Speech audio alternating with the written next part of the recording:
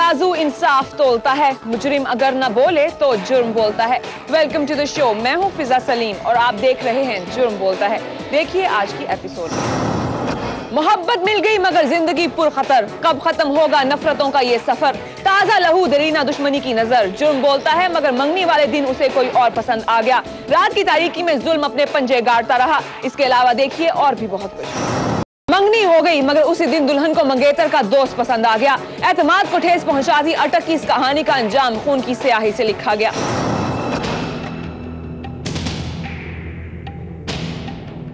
अटक के गांव की कहानी, जहां रिश्तों के तकद्दुस को फरामोश कर दिया गया। हवस के जहर ने अपनों को भी डस लिया। गांव शाह ढेर का रिहायशी इमरान, अपने वालिदैन का अकलौता बेटा, मगर बाप पिछले 15 सालों से इंग्लैंड में मुकीम था।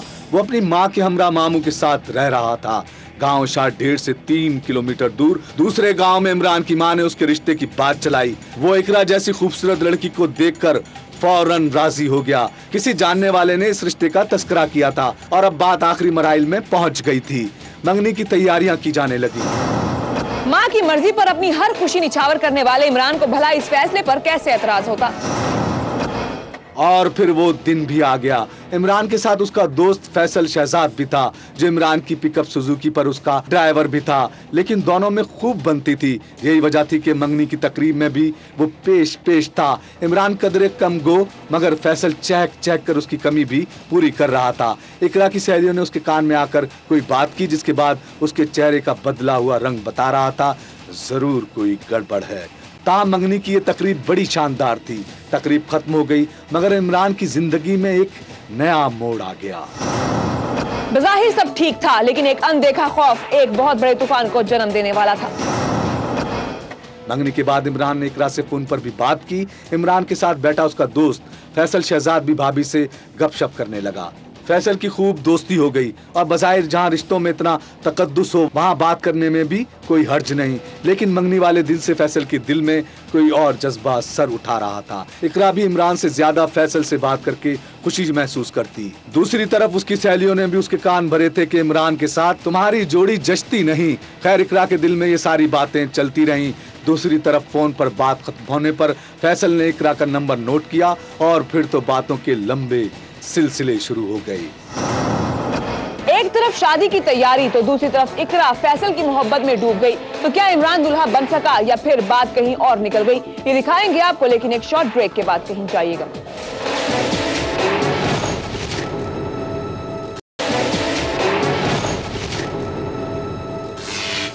Welcome back. जी हाँ, इकरा और फैसल के दरमियान बढ़ते रवाबत देखकर ये बंधन टूटता दिखाई दिया। बात मोबाइल से मुलाकात तक पहुंच गई। रिश्तों का तकद्दुस पामाल होने लगा। फैसल को इस बात का जरा भी लिहाज न रहा कि इमरान उस पर किस कदर एतबार करता है। दूसरी तरफ इकरा के घर में शादी की तैयारियां पूरे उरूज पर थीं, मगर वो किसी और की खुशी का महवर बन चुकी थी। इमरान भी उन दिनों बहुत मसरूफ था और अपनी पीठ पीछे खेले गए उस खेल से बिल्कुल बेखबर था। इकरा इमरान से शादी पर रजामंद नहीं, मगर इनकार की कोई ठोस वजह नहीं। बदनामी के डर ने उसे रास्ता बदलने से रोक दिया। जी हाँ, मंगनी के कोई 7 माह बाद 9 दिसंबर 2011 को वो इमरान की दुल्हन बनकर उसके घर पहुंची। सजी धजी नई नवेली दुल्हन बनकर वो आज भला की खूबसूरत लग रही थी। इमरान तो बस उसे देखता ही रह गया। शादी के बाद गोया खुशी उस घर में झूमर डाल रही थी। लेकिन 23 दिसंबर 2011 को इमरान अचानक गायब हो गया। तो क्या उसके अगवा के पीछे फैसल का हाथ था? इस अगवा के पीछे फैसल का हाथ था या नहीं, मगर जब वो बीवी को मैके छोड़कर घर वापस आ रहा था तो इकरा ने उसे अपने तलाई जेवरात दिए कि वो उन्हें वापस लेता जाए ताकि महफूज रहें। मगर मैके में उन जेवरात को क्या खतरा था? ये एक ऐसा नुक्ता था जो किसी अनदेखे खौफ और किसी अनहोनी के होने की दस्तक दे रहा था, मगर इमरान उस दस्तक की आवाज नहीं सुन पाया। दूसरी तरफ इमरान घर न पहुंचा तो वर्षा की परेशानी बढ़ने लगी। पुलिस को इत्तला दी गई, मगर कोई पेशरफ्त होती दिखाई नहीं दी। शादी के 24वें दिन इमरान की गुमशुदगी के पीछे किसके मुफादात पोशीदा थे? पुलिस की तफ्तीश का आगाज उसी नुक्ते से हुआ। डीएसपी हुजरो सर्कल सैयद अकबर अब्बास शाह ने एसएचओ हाजी मोहम्मद खान की सरबराही में एक खुसूसी टीम तश्कील दी। इमरान के दोस्त और ड्राइवर फैसल शहजाद से पूछा गया तो उसने इमरान की गुमशुदगी से लाताल्लुकी का इजहार किया और साथ ही ये भी कहा कि उस दिन वो इमरान से बिल्कुल राबते में नहीं था, लेकिन मोबाइल का डेटा निकालने पर पता चला कि उसके नंबर से इमरान को फोन किया गया था। इकरा के बयानात भी मशकूक थे।